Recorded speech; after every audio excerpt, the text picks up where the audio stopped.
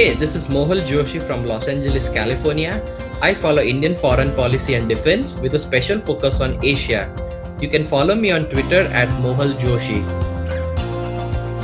Hey, this is Kishor from Bengaluru in India. I am an international relations expert specializing in global security, conflict resolution, and international negotiation. My focus areas include peace building and digital diplomacy. You can find me on Twitter at Veggie Diplomat. Hello and welcome to episode 48 of India Rising Strategic Affairs Conversations with Mohal and Kishor, a show in which we analyze the happenings from around the world and their impact on India. This week, we are going to talk about the ramifications of the tariff war that has now started all over the world, primarily started by US President Donald Trump. And now, with China retaliating, we now have a full blown out war in terms of tariffs. And we would want to understand and analyze the entire happenings in that realm.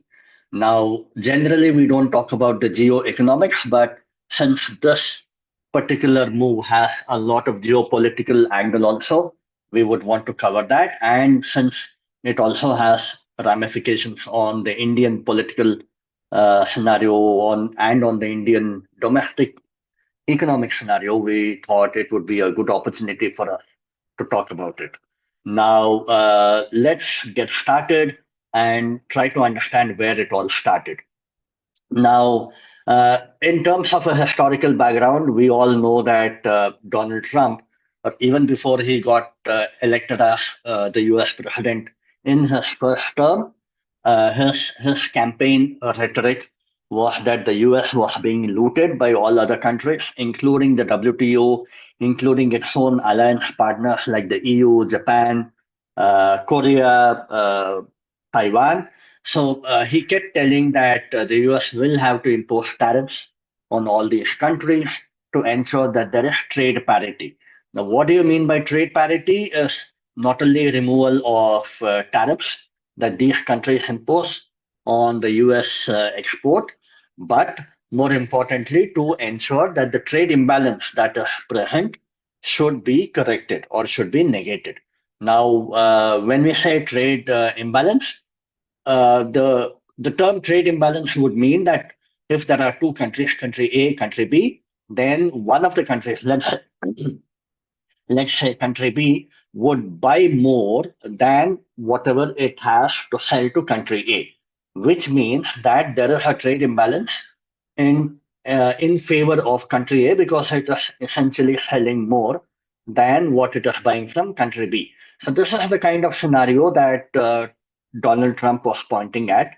And if you look at the statistics, then almost all major trading partners of the US have a trade imbalance in their favor and against US interests. So that is what he kept harping about. And even in his first term, he kept referring to this. He kept talking about tariffs. He also imposed tariffs in his first term. Joe Biden did not revoke those tariffs, so those tariffs stayed put. Now, in his second term, with an increased rhetoric, with an increased vigor, he came back. He started off with imposing tariffs on his immediate neighbors, Canada in the north, Mexico in the south, and then he kept talking to EU also in terms of defense inequalities and how US was spending more for all the NATO defense needs. So he started off with his immediate neighbors, and then essentially he started off again with a 10% blanket tariff on all countries, and from then on started the entire escalation war. Now, Mohal, do you want to get started and talk about how, with the 10% tariff that he started off, then we had an entire escalation, and essentially now we are at a 145% tariff against China, and maybe you can come up to there and explain how things manifested along the path. Yeah, so Kishore, like basically this all started like way back in January. So hours after he was sworn in, Trump announced that he would implement 25% additional tariffs on imports from Canada and Mexico on Feb 1st, saying that these countries are not doing enough to stop the flow of drugs and migrants into United States.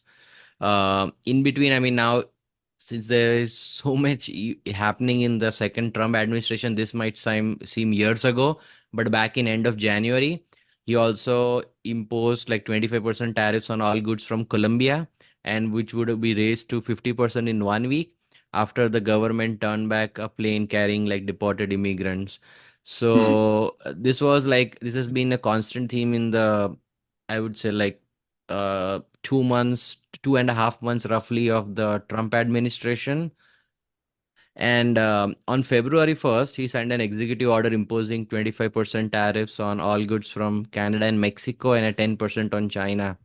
So the president had said that like these tariffs were levied in response to the concerns about fentanyl smuggling and illegal immigration.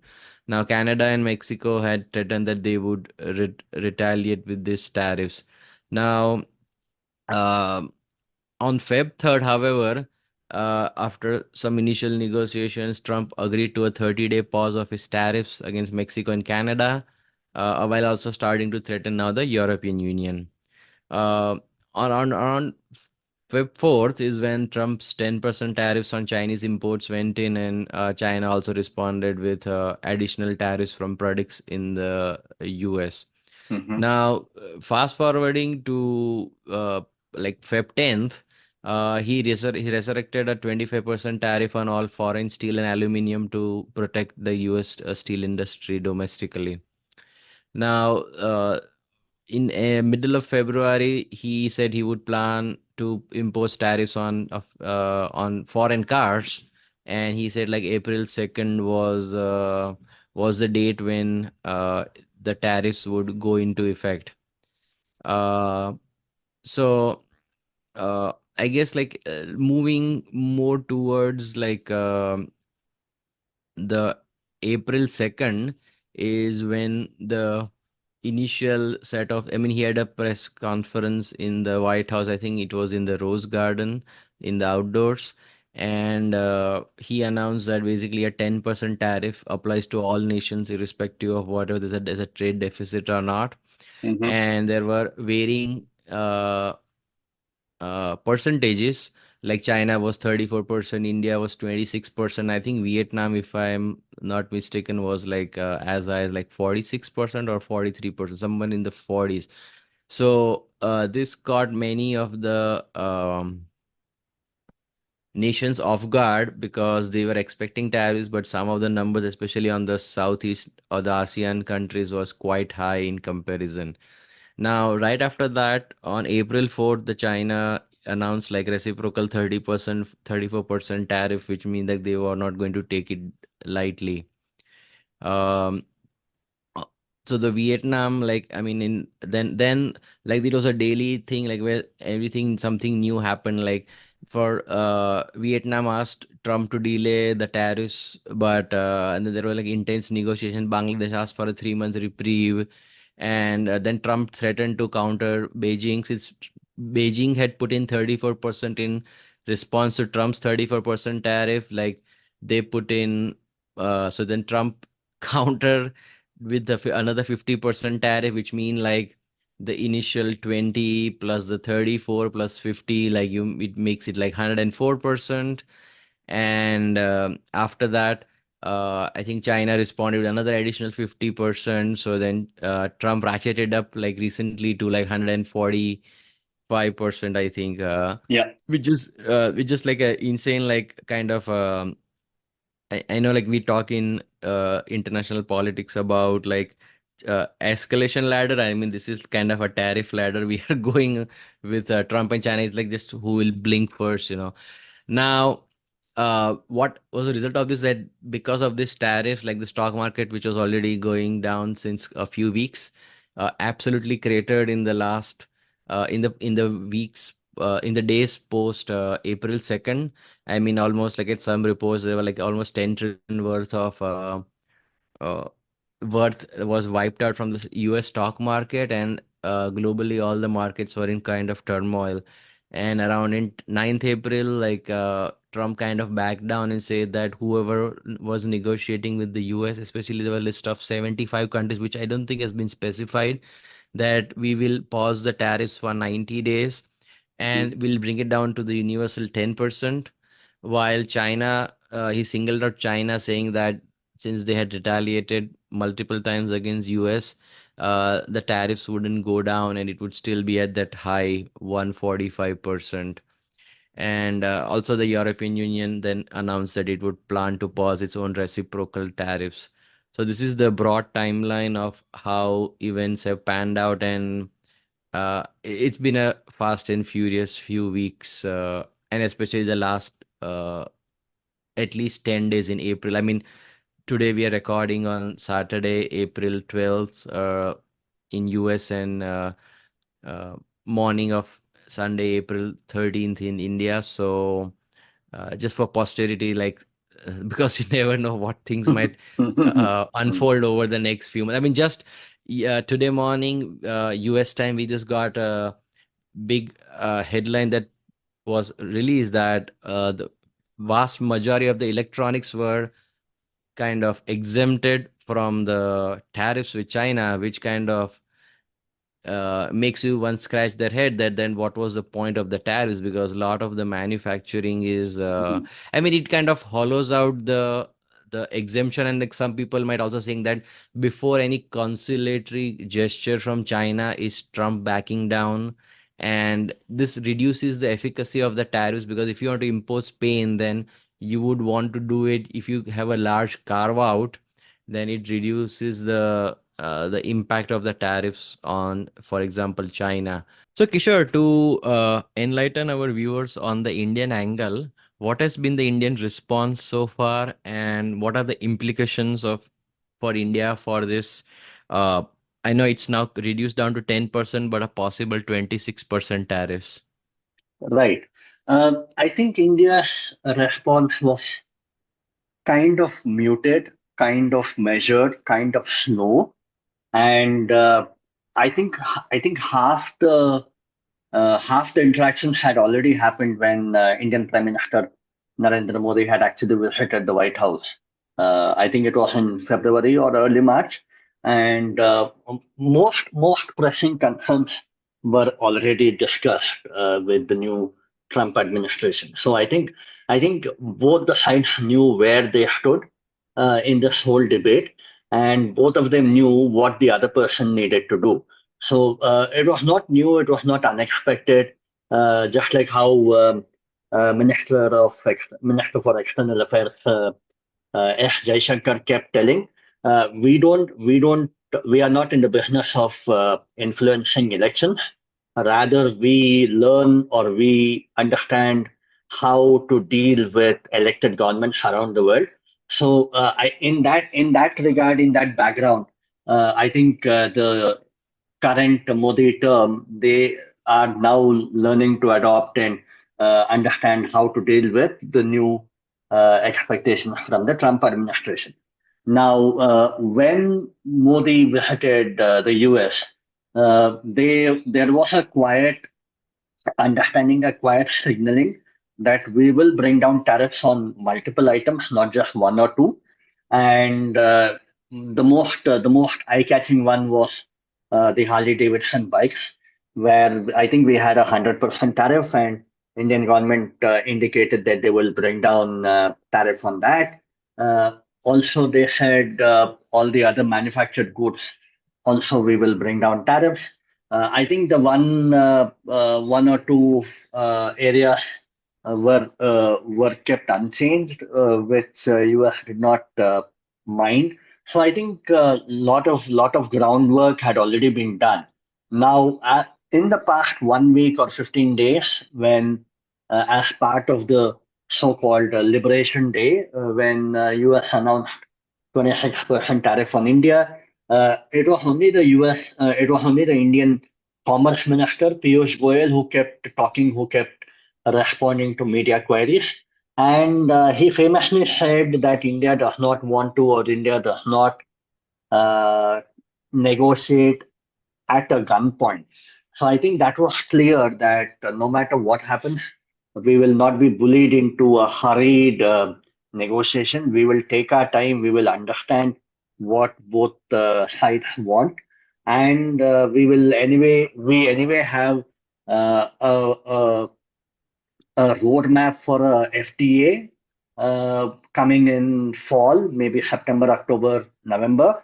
So I think what Piyush Goyal silently indicated was that we will address all pressing concerns right up to the point of the FTA, and that meant that both the sides will have enough time to have backdoor negotiations, understand and look at every item possibly exported, imported on either side, and therefore come to an amicable agreement.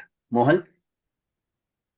Yeah, I think the Modi government, in anticipation of the tariffs being a bone of contention, and this is something we had covered in our previous India Rising podcast episode, that they had cut tariffs on Harley Davidson motorcycles and also bourbon whiskey and I think alpha agriculture products.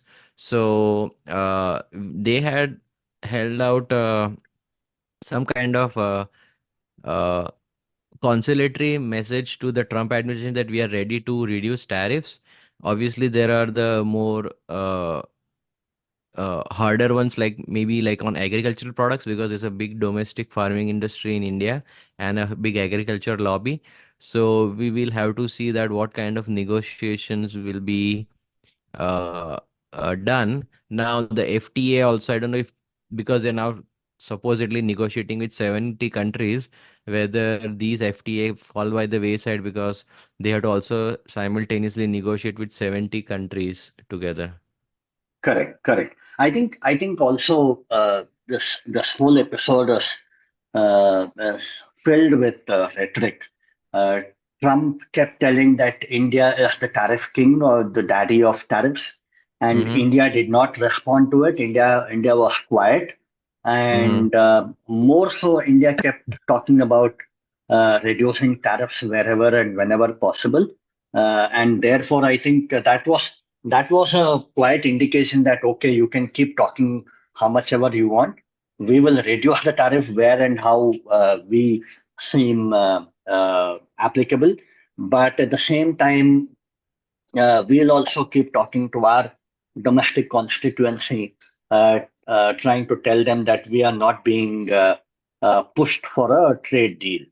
So I think it was that kind of a you talk to your domestic constituency, we will talk to our Mm-hmm. domestic constituency, try to keep both sides happy, while at the same time we can keep talking across the table.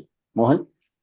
Yeah, also, like, I mean, there's been some criticism that the government has been too silent, but as seen with the case with China, like picking up a fight, I mean, as I say, like you don't need to fight every battle. Like, I mean, you have to pick and choose your, especially with a larger power like US.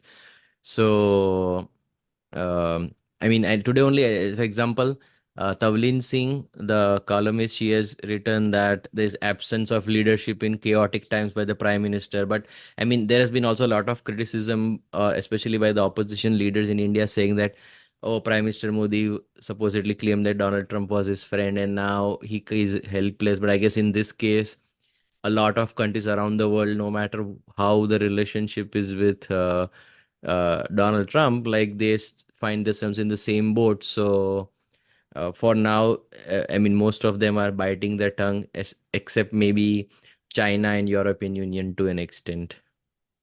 Right, right. Also, I think we'll have to elaborate a bit further on this. While in the long term, what US wants is reversal of the trade imbalance, bringing all the manufacturing jobs back to the US.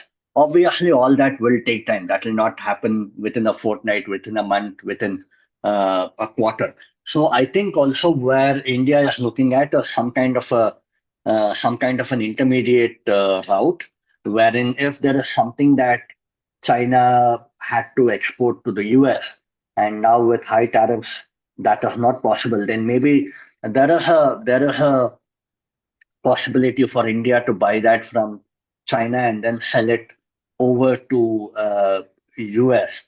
Even though there is a even though there is a 25, 28, or 50% tariff on Indian goods, these goods will still be cheaper for the US if they had bought it from China. So I think that is the kind of intermediate positioning that India might want to do. And for that, obviously, you should not be letting your tongue loose. So I think that way, being Yeah, measured in terms of your words, is yeah. definitely going to help them in the long run.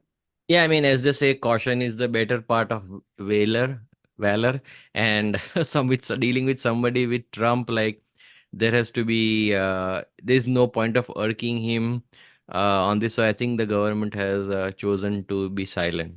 Agree, agree. Yeah, I think that was in terms of the ramifications politically within India as well. Mohal, do you want to talk about how things are unfolding within the US Trump administration and how the various stakeholders are stacked up one against the other? Yeah, so I mean, Trump, as is his nature, like has been prone to very vague and uh, over the top sometimes statements. And it's kind of hard to decipher what is his end goal because he's not defined as a hard goal to what he wants to achieve. So it's kind of up in the air that what he wants to achieve. I mean, like, also the quotes that have been coming does no favor. Like, for example, he said a lot of times it is not a negotiation until it is.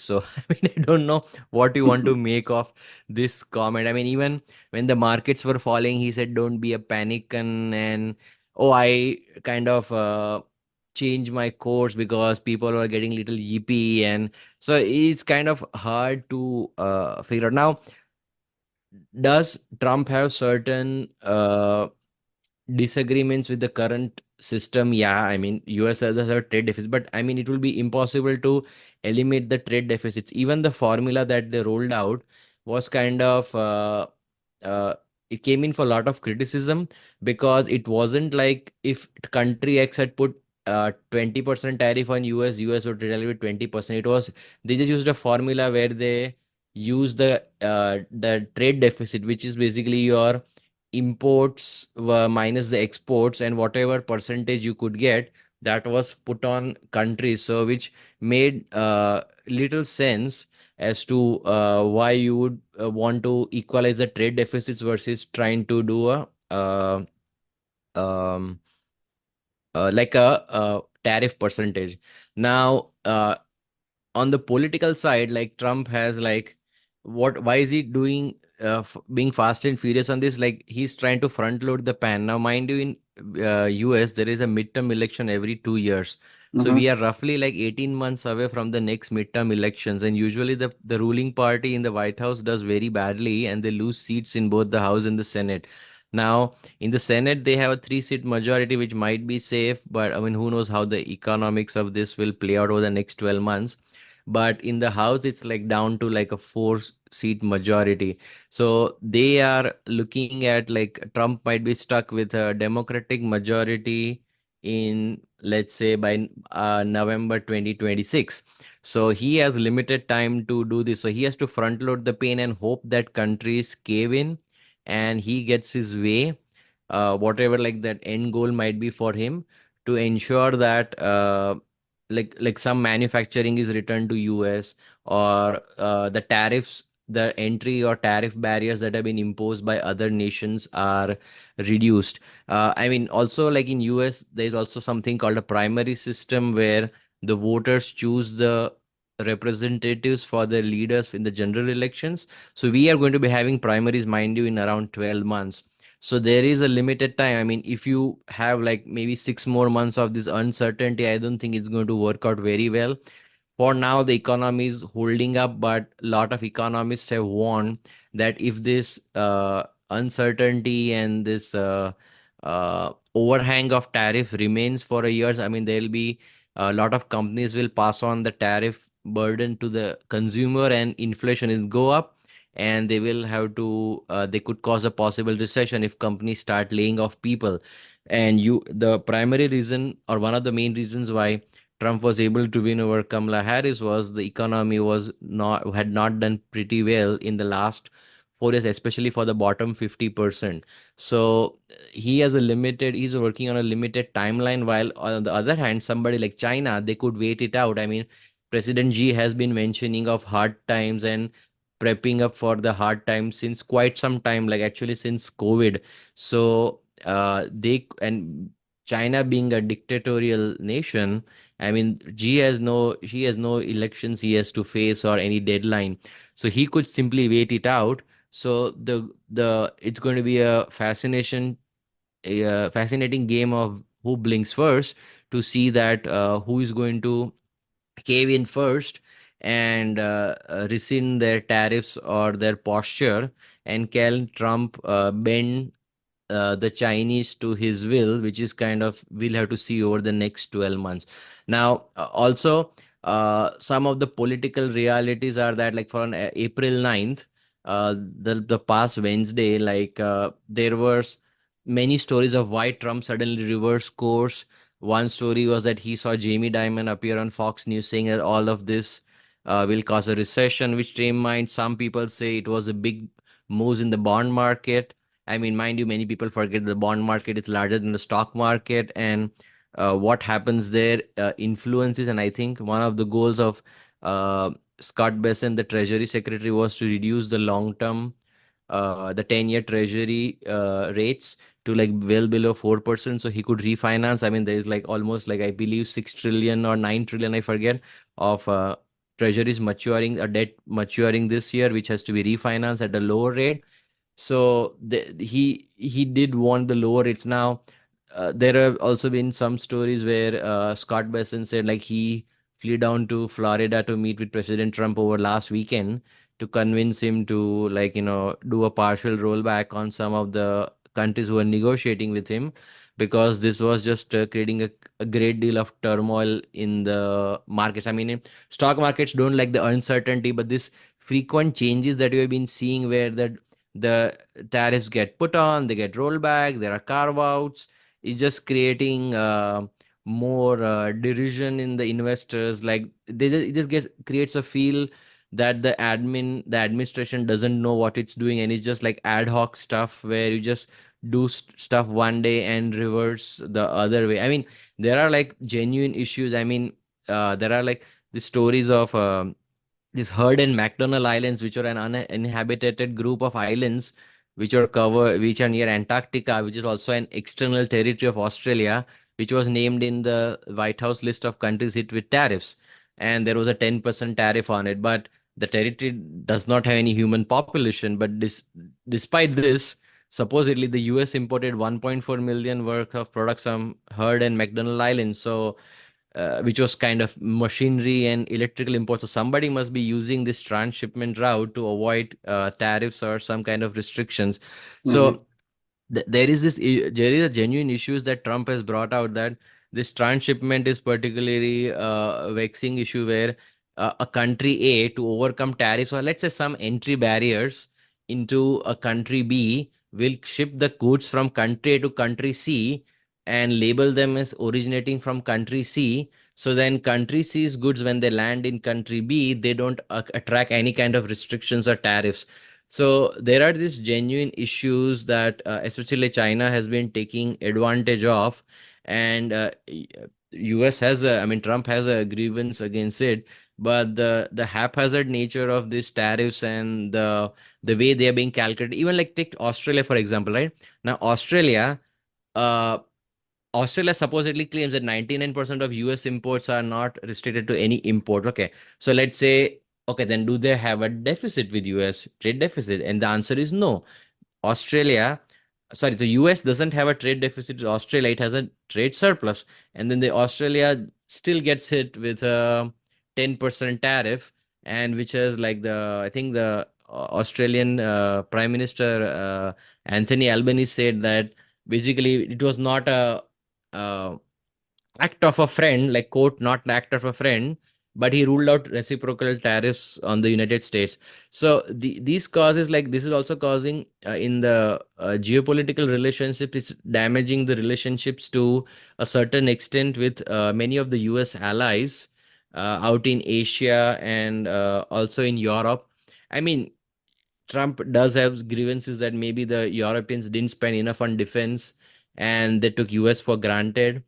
Um, because I mean, in Europe could liberally spend on social welfare, which is good for its citizens, no doubt, but also they underspent on defense because they had uh, the security of a US umbrella, security umbrella. So now they are waking up and they're going to spend more on defense, but that should have been the case all along. And Mm, also, like there are not only like a European Union also has kind of interesting restrictions. So I just learned recently that European products, when they enter the US, they don't have any kind of sorry, European products when they sell inside EU, they don't attract any kind of VAT tax. But US imports which come into European Union, they attract a VAT tax. So there are these trade imbalances, issues. But what I feel sometimes is that the haphazard way like this has been done, it just creates more chaos, for a lack of better term, and it defeats the purpose. I mean, these carve outs, like the on electronics on China. I mean, um, it just it just gives more ammunition to critics to say that hey, these guys they have absolutely no clue on what they're doing. And some people don't agree with the idea of tariffs again, which is kind of separate. But I mean, there are uh, there's a lot of this critics out there. But see, like also like I mean, if you go back to like say Chanakya Niti of like if you come back to like Indian sphere of geopolitics, what does Chanakya Niti say? That you are supposed to use Sam, Dam, Dand, Bhed. So basically, to translate it loosely for like the non-Hindi listeners, it's basically persuasion, bribery, punishment, and division. But I think what Trump has gone, he's just completely gone with the done mhm. aspect of it. So I think there has to be a mix of um uh, aggression, or maybe I mean, or punishment, or you bribe somebody, you persuade somebody, you create divisions between like your certain allies or certain nations. But I think this heavily leaning, I mean, to say in English, like it's a carrot and stick approach, right? So there has to be some carrots and some stick, but like Trump has gone wholly on the stick approach. Whether this brings dividends or not, it's a very long term question. Nobody knows. But the this chaotic nature is, I mean, so far it has uh, brought not that much of dividend. But also, mind you, that what US wants to Trump wants to bring back. I mean, all the obsession with trade deficits. I mean, okay, tariffs. We understand that there should be equal barrier. That if let's say a European car is getting imported into US, it has no tariffs, and a US car imported into European Union, let's say a Ford is getting exported to Europe, or let's say a BMW is coming imported to United, they should have equal barriers. So that part we understand. But the trade deficit, because it's never going to be zero, because it's very hard for certain like poor countries to suddenly import a high bunch of goods to equal the trade deficit, which is not going to be possible. So, and then sorry, there was one more point, but I can't remember it right now. Kishore? Okay, we'll come back to that if you can recollect. But I think a great point. Also, the other thing that I foresee is how all these countries that are impacted by the U.S. tariffs, they might look elsewhere and they might look within each other, among each other, to see if they can somehow take the shock and try to transact with each other rather than with US, and therefore absorb the overcapacity, absorb the excessive demand, excessive supply that is prevailing. So, for example, if China has, obviously it has oversupply issues, and the Chinese market itself. cannot cannot grab all that is supplied domestically. So there has to be an external market, there has to be an export market. Now, most of it was going to the US, and now if US is not willing to take it, then there has to be other countries which can start buying from China. So China will now look at third world countries. China will now look at other countries like Vietnam, Bangladesh, who also have been hit by high tariffs, and try to cut a deal with them, telling, you know what, maybe we can have a deal of our between ourselves, and therefore I think this can actually help these countries to somehow mitigate the tariffs, if not completely, at least partially. Also, what might happen is that this silently might push countries into one camp or the other. One Mm-hmm. camp or the Yeah. other. When I say that, one, if you are excessively pampering to Trump, then you might end up being firmly in the US camp. Or on the other side, if you then cut a deal with China and try to soak up the excessive oversupply that is coming in from China, then you might end up getting into the Chinese camp, like But Bangladesh or but Vietnam. so Hmm. great point, and I think a lot of international scholars, like international relations scholars, have brought up this that, oh, this is going to push more people in the China camp. But that too, I have some doubts to it because just look at BRA, right? I mean, BRA started with much fanfare, Mm. probably in like I would say 2015, 16 era, or maybe 13 to 17 era. They had this big conference. India didn't attend. India was the first person to opt out. I mean, the first nation to opt out. But during COVID, a lot of these, when these loans were becoming delinquent and people couldn't pay back the loans, they learned that the China does predatory lending. So I get the point that they might trade with China, but going fully into a China camp, I still have doubts. There'll be a lot of countries I like India will be kind of doing the hedging and this balancing between China, and because I think going into the China camp, I don't see them because they could just be swamped with Chinese goods, right? I mean, they don't want, I mean, Chinese excess capacity has to go somewhere after all. It cannot just like they don't have the domestic consumption. Obviously, China is struggling economically right now, so they Yes. have to dump the goods somewhere. So they might be, I mean, the victim of Chinese dumping of good. I mean, already like look at European Union now. They are I mean, as like some people like as Christopher Balding on Twitter like jokes like we don't know that whether Europe is a Chinese or a US ally with their actions somehow. Like I mean, now they're saying okay, we are going to lift the duties on or make it easier access for Chinese electric vehicles. I mean, if BYD and all those companies flood the European market, all the European car manufacturers are into be in a lot of trouble. So it's not that they can just suddenly go to the Chinese camp, but I think it will be more of hedging. I think. It's kind of like what India has done. There'll be a lot of careful balancing and hedging between the two camps because going into the China, I mean, if they go on the BRI route, I don't think it's going to end well for. And most of nations have been alerted by this time that what ended up happening with the debt trap with CU like Hambantota in Sri Lanka or Pakistan. I mean, it's kind of the 62 billion is kind of down the drain because they can't even Yeah. pay their loans Yeah. uh, there. And then also one more thing, I'm sorry, and one more point I wanted to go was I think every country will try to do near shoring, friend shoring, or on shoring. So some manufacturing they would want to return to like US. I mean, Trump can bring let's say few thousand jobs back. He'll take the credit for it. I don't know how much of an economic impact that will be, but politically he can make like tall claims like whatever it may be. But I mean, there are certain goods which are not going to come back.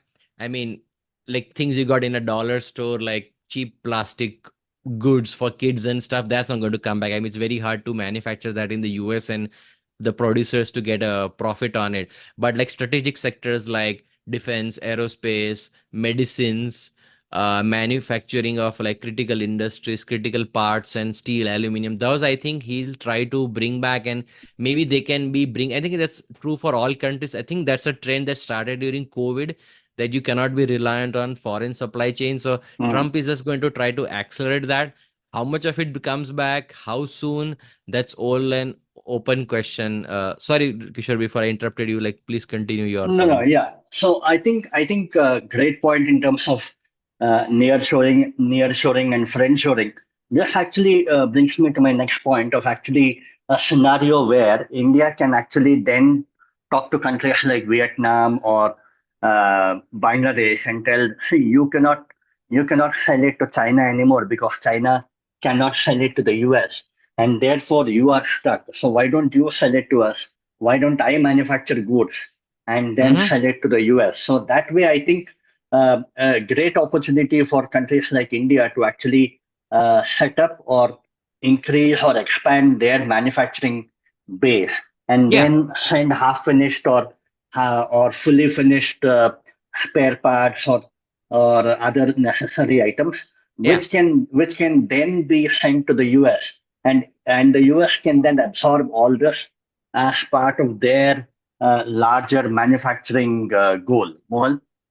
Yeah, I think you brought up a good point. So, like, for example, the iPhones are being manufactured in India, a bunch of them, I mean, which was zero. So, it's at least up to a certain extent. So, maybe it's time for like bringing more manufacturing to India. I think this is like, again, COVID gave us an opportunity, but I mean, much didn't move. I mean, obviously, we have this local and domestic politics in each states where Mhm. manufacturing comes. So, we have those challenges. But I think today, just today, I think Surjit Balla just said that this was a second 1991 moment and kind of we had become, anyway, his words, not mine, like India had become kind of lazy and there was deep comfort with the existing rules. But maybe it's uh, a push to again have a second 1991 moment. That's the title of his article. That we need more reforms, bring more manufacturing in because people are kind of de-risking from China. So how can we bring more manufacturing? I think that's would be the goal. And I mean, as you know, in 1991, we didn't reform ourselves, right? We got a kick our Mm, backside, mm. and we had Yeah, like for 2 months of FDI resource, and we had to mortgage our gold. That's a very old story. But the thing is, maybe this might be the kick we require to do maybe kick start a second round of reforms. No pun intended. of Kishore. course, of course. Yeah, yeah, yeah. So I think that's a great point in terms of how India can adapt to the situation.